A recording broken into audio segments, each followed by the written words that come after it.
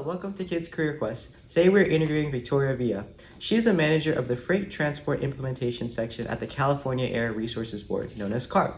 She reduces pollution by advancing clean technologies at ports, rail yards, and freight facilities, and formed regulations for large-scale transportation equipment at CARB.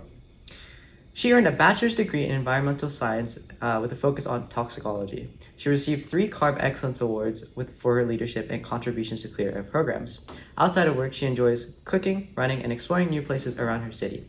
So, to start off, what made you work in environmental science? What was the one thing or one person that inspired you? I remember starting off as a student intern for the water boards, very similar to here, but they focus on water. During that process, I did a community tour. So you go to a community members join you, and they show you the sources of concern in their community. I remember that really stuck with me because there was a couple different families we were on a bus. They'd come on the bus and tell us about their experience in their community and the environmental factors. So there was a family that came on, and a mom was really upset that her kids just were seeing the health impacts of living in a community that was so impacted by different sources of emissions. And that's when I knew for a fact that not only was I interested in the science component, but also in the human health aspect, and knowing that the work that I was going to be doing was going to have an impact on someone's life for the better. Great. Adding on to that, what was your first experience learning specifically about pollution or helping the environment? AP Environmental Science in high school. I took that class. I remember when I registered, the name's pretty self-explanatory, but you take the class and you learn so much. All of these things that I observed as a kid all of a sudden made sense. I remember playing at a cousin's house and being in an altitude that was a little bit higher and feeling that it's warmer in there, and taking AP Environmental Science, you learn what? Hot air rises. So it's all these observations that I had made all of a sudden just clicked and made sense. And I was curious. I wanted to learn more. And that's what really got me interested in the field. Awesome. Can you tell us what exactly you do at CARB and what kind of problems you try to solve? We drive regulatory innovation, so especially when it comes to vehicle emissions and transit policies. So what's the goal? We're trying to reduce greenhouse gas emissions. How do you get there? There's so many ways that you can do that. And we always try to think of innovative ways to help us get there. And part of that process is supporting clean technology and fuels and just reducing the overall carbon intensity. And the last part of that is advancing public health. So we advance public health objectives by managing pollutants in communities, especially in disadvantaged communities that are most impacted by these sources, and sometimes by multiple sources overlapping. What does your typical day look like as a manager of clean freight and transportation? So I'm the manager for the Transport Refrigeration Units regulation. So we implement that regulation. What is it? It's like any regulation at CARB. You start off, and as the years go on, as technology progresses, as different circumstances could arise or change, you amend the regulation, you improve it. So the latest one that I lead is the 2022 amendments to it. It has a couple different things that are new to that. So it's for model years 2023 and newer, they just have to burn cleaner. So the particulate matter that comes from it is at a lower level than it's been in the past. We're also looking at facilities because where are they going? They're going to a facility, they're docking there, they're idling.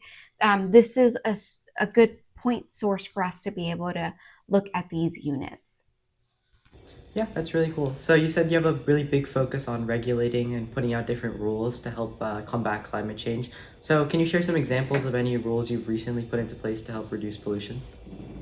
AB 617, CARB really started to place a lot more focus on a granular level at what the emissions are in communities. So I worked on developing the community inventory. So what that means is look at the community as a whole, identify the sources of emissions, establish your baseline, and project them 5 and 10 years out.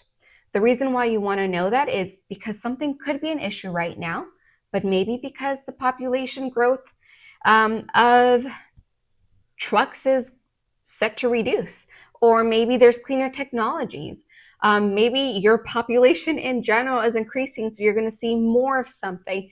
All of these things get factored in so that your baseline, you can identify if it really is an upward trend or maybe it's a downward trend, and you can allocate your resources in other sectors to help reduce emissions overall.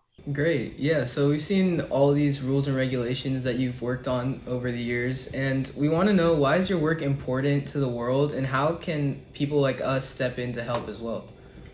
When California established a rule, other states tend to follow.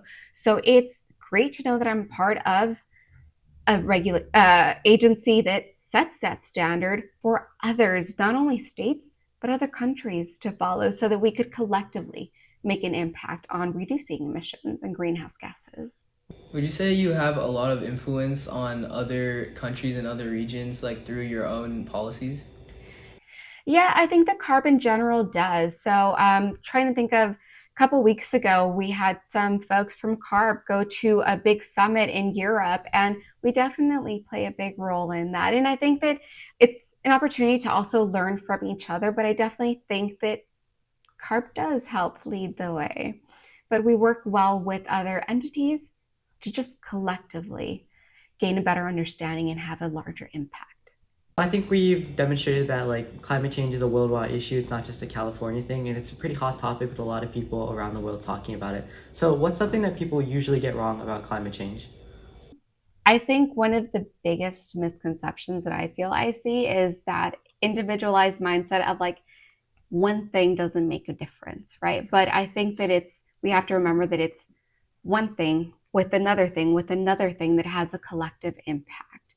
So I think it's something as simple, like, again, just seeing it from a car perspective and thinking of vehicles, it's something as simple as keeping your tires inflated at the proper level, because that's going to help your car run better and reduce less, right? So if we all did little collective things like that, I think that that would be really beneficial for us. What's one specific project or moment in your work that you're most proud of over the span of your career?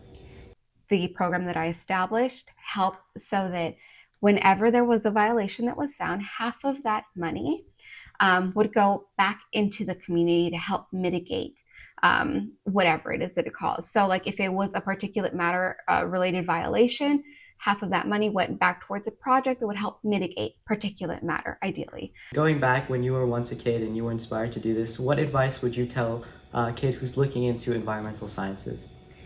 Get engaged either at places like CARB or the local air district. We have internships, we have partnerships with like schools that are starting middle school, high school, college. Get involved early so you have that exposure. Also, just attend your community meetings. They're either in person or online. I think that it's important to be engaged and informed. Well, thank you so much, Ms. Villa, for taking the time to share your inspiring work with us. And we've learned how your leadership shows how much of an impact you can make on the world through your work. And we encourage everyone to keep learning about the environment and how we can all help make our communities healthier. So to commemorate our series of interviews and you as part of it, we'd love to have you sign our book about climate science. You can choose either one you want. And thank you again for being a role model and showing us what it means to care for our planet. It was a pleasure. Thank you so much.